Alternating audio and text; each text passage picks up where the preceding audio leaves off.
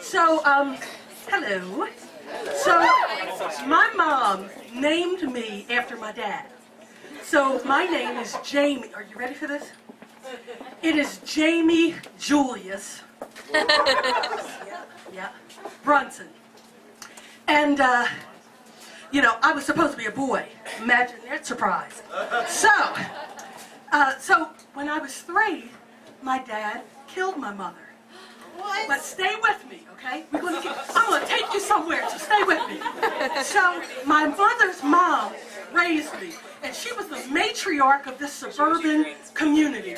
I mean, if I went down the street and didn't say hello to everybody on both sides of the street, by the time I got home, she was standing in the doorway like this. So I got to a point where I just walked up the street like this. You know, you can't, but nobody would talk about what happened to my mom. So I would ask, you know, what happened, who was she, blah, blah. We don't talk about that. So when I turned 20, because you know when you're 20, you kind of get stupid. So when I turned 20, I go to my grandmother and I say, I want to find myself. So I'm going to find my dad. And she looks at me and she says, you want to find yourself? I'm looking right at you. Now, this is the kind of mom she was. So I go and I find my dad. Who would know? The guy's in the phone book. 20 years the guy's in the phone book. So I call him up on the phone and I say, you know, I'm Barbara's daughter and I want to come see you. So he says, okay, and he gives me his address.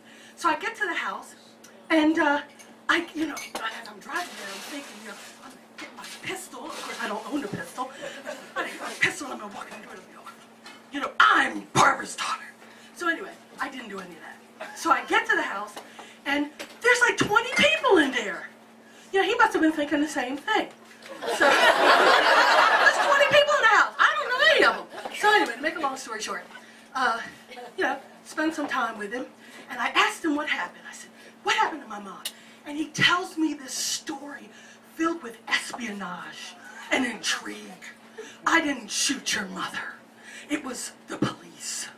It was a conspiracy. And he says to me, she lays in my arms dying and she looks at me and she says, oh God, I love you, Jimmy.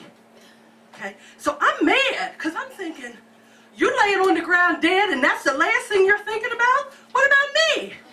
Right, so anyway, we go along, we get to know each other. Eventually, we break up. You know, something about needing $800 for insurance, for life insurance, but I never saw him again. So anyway. So a few years go by, I decide I want to find myself again. So I go back to Granny and I say, I'm not done looking for myself, but I want the truth this time. So I go to the court of quarter sessions and I go get the file, the court case. So you know, when you go there, I'm going to be quick, when you go there, you give them the name, you don't give them the victim's name, you give them the criminal's name, and they give you a file, right? So I'm in, and they tell you got to take nickels and make photocopies. Because you can't, you know, you can't keep it. So I'm in there with a roll of nickels. They come out with this file that's about this big. Okay, I had to go to the bank to get nickels. So let me get a long story short. So I'm making all these copies and I take them home because, you know, this is a quiet moment.